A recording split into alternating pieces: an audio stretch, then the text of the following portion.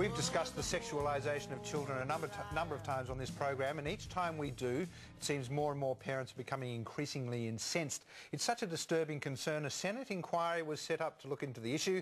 The result, however, was somewhat disappointing. Vocal campaigners Melinda Tankard-Reist of Women's Forum Australia and Gale, founder of the web-based campaign Kids Free to Be Kids, joined us this morning to bring us up to date on the ongoing debate. Now, what happened? Hello, hi. Hi. We've been talking in the break. I'm already halfway into the conversation. What happened at the Senate inquiry? There was this big Senate inquiry into the sexualisation of children in the media. What happened? Basically what happened was that the inquiry didn't go far enough. We had wanted to see some solid regulation, some protections, particularly for girls, and instead the whole thing really has been handed back to the advertising industry. We wanted an independent regulatory body separate from the advertisers to manage all of this, and that's not what happened. So the Senate essentially said to the advertising board, you can monitor.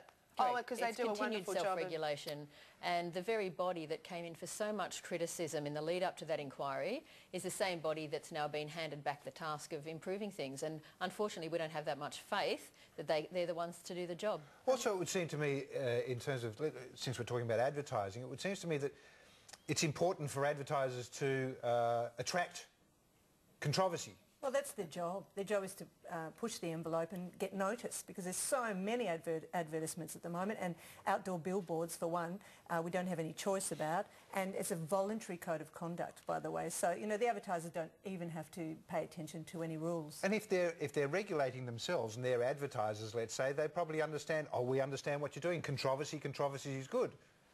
How can this work? And they will only be addressed if people take the time to complain, so it's a reactionary system. So advertisers know that even if they have something that's offensive, by the time the complaints get looked at, their campaign's over anyway. Yeah.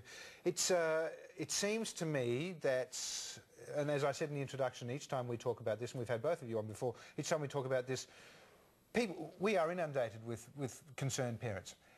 But nothing seems to have happened, really.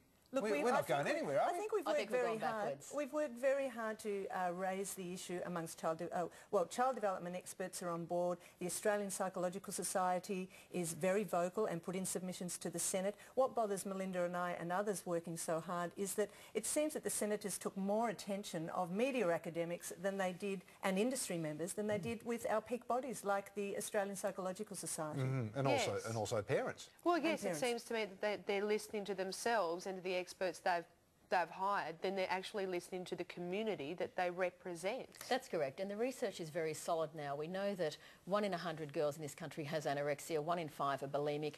That's horrific. 1 in 4 12-year-old girls is using vomiting and fasting to lose weight. That is horrific. And something has to be done. Not enough is being done. And we're treating little girls as prostitutes. We're imbuing them with adult sexuality way before they're ready. And we're even seeing the migration of the symbols and icons and imagery of pornography into girls' toys, games, clothing, websites. This is what you refer to as the pornification of girlhood. That's exactly what I'm referring to there, yes. What are some examples of that? Oh, I don't have children there's so many myself. examples, but one example would be the promotion of Brazilian waxes to little girls on websites allegedly designed to empower them. There's a Melbourne-based site that was promoting Brazilian waxes on the same page that they had Disney videos, Fisher-Price games, etc.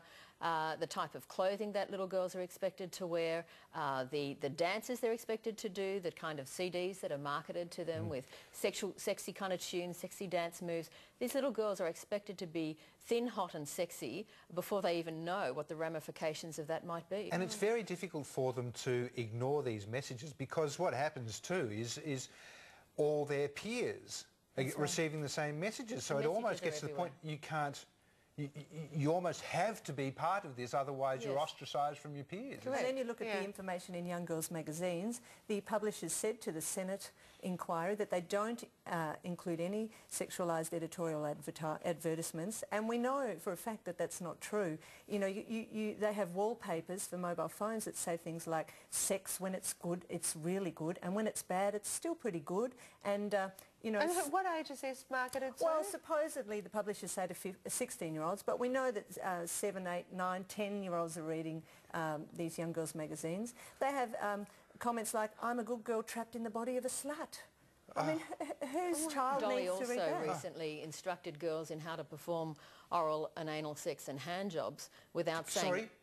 Dolly magazine instructed girls how to have oral, anal and... Correct. How to provide it without any protection or any warning or anything to say, you know, you may be coerced, you have a right to say no. It's just throwing girls to the wolves, giving them these instructions. We know very young girls are reading these magazines. Where's the information to empower them to make decisions in the best interests of their own health and well-being? Yes. We don't find that information, unfortunately. This article was called... Oh my God, my boyfriend wants me to. And then it listed the various sex acts. So it's implying there, if I want to be part of the cool gang, I've got to figure out how to do this. That At is no exactly point in the right. article it girls said, don't want to feel left say out. no. You feel comfortable with yourself and say no. Find yourself a boyfriend who doesn't want to do this at the age of 13 or whatever ridiculous age it is. That's it was right. just pretty much, that is horrendous, and the people at Dolly magazine should be absolutely disgusted with themselves. Well, there's Good on another you, Corinne. example with an 11-year-old recently who wrote into one of the doctor's sections and said, "I've had a lot of boyfriends who have wanted me to have sex, and my latest one really wanted me to have sex, and now I'm not so sure." She's 11, and the first line was, "If it doesn't feel right, then don't." Oh my goodness. 11-year-olds. I mean, we're talking potentially criminal acts here. Yes. You know, what about this is a crime? Yes. Don't do it. You shouldn't even know what it is at that age. Where's the regulatory body here? There is no regulatory body for young girls' magazines. Well, that is ridiculous. See, we wanted in the Senate inquiry, we said we want a PG rating or age recommendation on the front of these magazines. Yeah. And so we're really disappointed that the Senate recommendations weren't strong and saying, yes, this is a must and we want to see this happen. It was a softly approach that gave all the power back to the advertisers, back to the marketers, and it just wasn't strong enough. There needed to be some independent mechanism to protect girls from this kind of content. I mean, we've got multiple more examples that we probably don't even have time to. But Julie's discovered that sex toys are being sold along with the Beanie Babies in shops, a shop called What's New in family malls, and there is nothing to stop that. There are no laws. There's nothing to stop that. You're kidding. Blow up sex dolls. What does...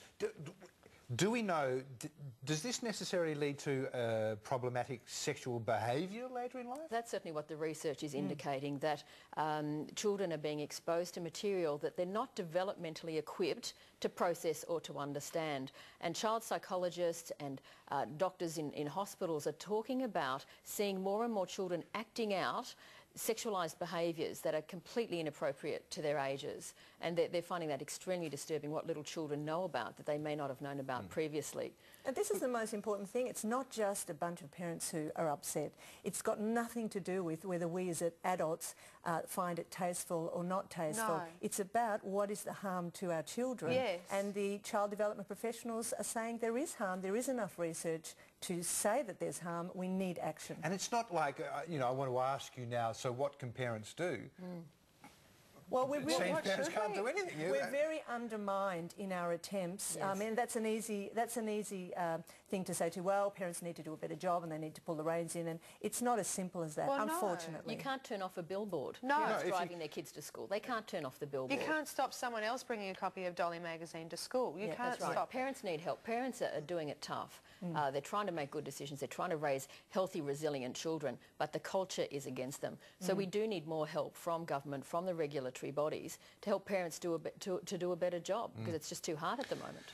Look, ladies, continue the good fight. Thanks for having you on. Thank you very much. Having us. Thank you very much. And more of 9am still to come right after this.